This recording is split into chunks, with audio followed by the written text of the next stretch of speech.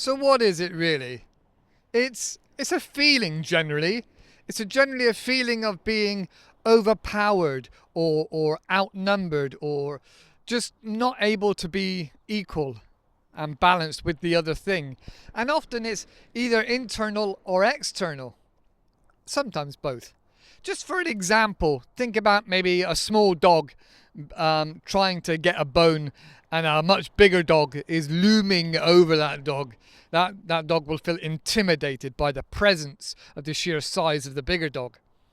Now, it's not just people, it's not just dogs, obviously, it's people as well, and other animals do it. It's quite often used in nature, in the way that nature is nature. But in regards to people, it can also be internal and external. So, for example, very much like the dog situation, if one person is much bigger than another person and trying to push their will upon somebody, maybe they want them to move away, maybe they want them to stop doing what they're doing, then they can be intimidating. Often people would consider the police intimidating, or a security guard, or even just somebody with power or authority over somebody else, maybe like a parent over a child. So often that's considered the external version of intimidation. Sorry, the internal version of intimidation, because you're feeling it inside. That person knows they are putting that on you generally, and so you feel it inside. But externally, it can be more a case of you feel intimidated by something. For example, if you wanted to visit a country, but maybe it's had some history, some civil unrest history, you may feel very intimidated about visiting such a country. Maybe you have to go there for work, and you're really not keen on going to this country, and it feels intimidating and scary. And it's not just countries, it can be lots of other things, maybe challenges. Another example would be challenges like a mountain. You want to climb a mountain, but it's just so big and scary, and it's intimidating. Often it could be intimidating because of the perils that could loom, something that could happen. Also, you could be intimidated by a relationship.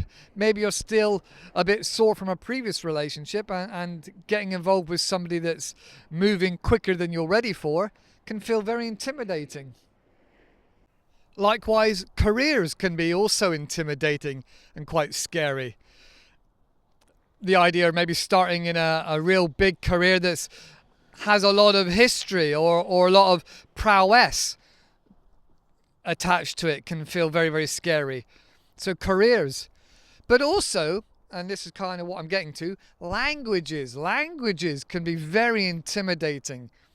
Not only is there all that history and all that wealth of knowledge and experience from people and the culture, but also trying to learn it yourself. It can just seem so daunting and huge and massive. So the next question we beg to answer would be, how do you overcome such a thing? How do you overcome this intimidation? Well, first of all, it's about perspective. And it's about baby steps. So you look up at the mountain, or you look up at your career possibilities, and you think, okay, other people have done this. It's not impossible. All right? I am one human being. So was the other person that completed this task, that completed this challenge. So it's about perspective and baby steps, little bit by little bit. You're not trying to eat the whole plate in one go. You're just going to eat a little bite at a time. You're going to take one step at a time.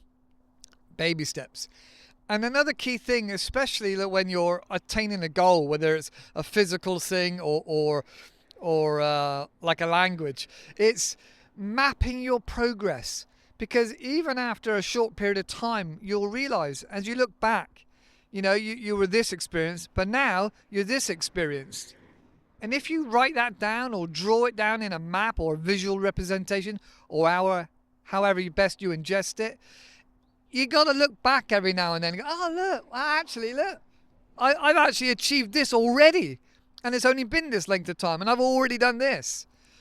So it's really important to map your progress and see what you've done so far in such a short space of time, because that will be more than lots of other people. You know, you're doing something other people aren't doing. If other people were doing it, it'd be easy. Everybody would do it. And then it wouldn't be a challenge. It'll just be daily life. So bear that in mind. Perspective, baby steps, mapping your progress. Another aspect to this would be thinking about your previous evidence that you've completed challenges in the past. You've completed X, Y, and Z. So one more thing you have evidence for. So all this previous evidence you've got of other things you've achieved, if you think about it for a moment, you'll realize it took time. It took effort. You had to keep putting in the effort. But you had the knowledge that you could achieve it, that you've done other things. You have this evidence, all right? You've got a big base of evidence of all the things you've achieved in your life. And you know, like I said, it takes time, it takes energy, and you've got what it takes. You can do this, little bit by little bit. You've got it. You understand you can do this. It's just got to perseverance. Just keep going, keep going, keep going. Which leads me on to the next point, and that is letting go. Letting go of expectations and comparisons. Oh yeah, but Joey, he's been doing it for like less time than me, and he's already really, really good. He's really amazing, and he can do this, and so they can do that. And it's like, oh, but what about me? Oh, I'm not so good. I'm rubbish. You gotta let go of those expectations. You're not gonna learn it all just like that. You know, you can't just download it into your head. Maybe in the future. But right now, you've got to let go of those expectations. You got to enjoy it. You got to go through it. You know, it's like getting over a breakup. It's time that you've got to endure to get to that level, and it's going to take time. All right. So just recap then: the what, the why, the how. Okay. So the what is internally and external, intimidated feelings that you have. These feelings of dread or the amount of the enormity of the amount of work to go. So that's the what. The why, getting yourself out of your comfort zone, growing a little bit, becoming a better person, broadening your horizons and potential interactions and conversations and all the amazing things to come with a new language, and potential career growth and things like that. So that's the why. And the how: perspective, baby steps, mapping your progress, previous evidence, and then letting go. And the final thing, like I said, was enjoy it. Just find a way of making it enjoyable, whether it's through watching The Simpsons in your target language, or whether it's some other comedy or writing or something that you enjoy that's easy to consume and get the hours in. Whether it's listening to me and my beautiful voice, because I'm amazing and handsome and give you these amazing sceneries and backgrounds in the British countryside. Just look at that. That's the bridge from Bristol over to Wales. Maybe it's me. Maybe I make it interesting and exciting for you to listen to and consume. Maybe not. I don't know.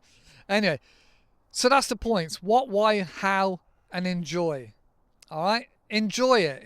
You've got to enjoy it. Otherwise, you're not going to get as far as you want. All right. That's it for today. Have a great weekend. Let me know if there's anything else you want to talk about or learn about in the comments. And I'll see you in the next video. Love you. Bye-bye.